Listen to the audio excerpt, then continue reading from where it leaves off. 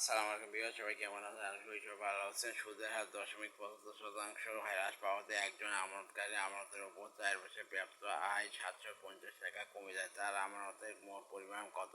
সুদের হার 0.75% হ্রাস পাওয়াতে একজন আমানতকারী আমানতের উপর 4 বছরে প্রাপ্ত আয় 750 টাকা কমে যায়, তবে তার আমানতের পরিমাণ কত?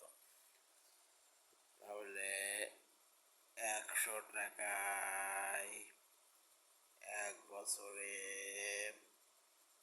হ্রাস পায় 0.75 টাকা। অতএব 100 টাকায় 4 বছরে হ্রাস পায় 0.75 ইন্টু 4 টাকা। অতএব 3 টাকা।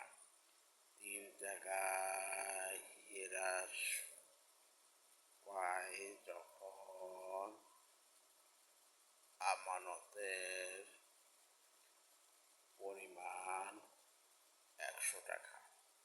অতএব 1 টাকায় হ্রাস পায় যখন আমানতের পরিমাণ 100/3 টাকা। অতএব 750 টাকায় হ্রাস পায় আমানতের পরিমাণ 100 ইন্টু 750/3 টাকা।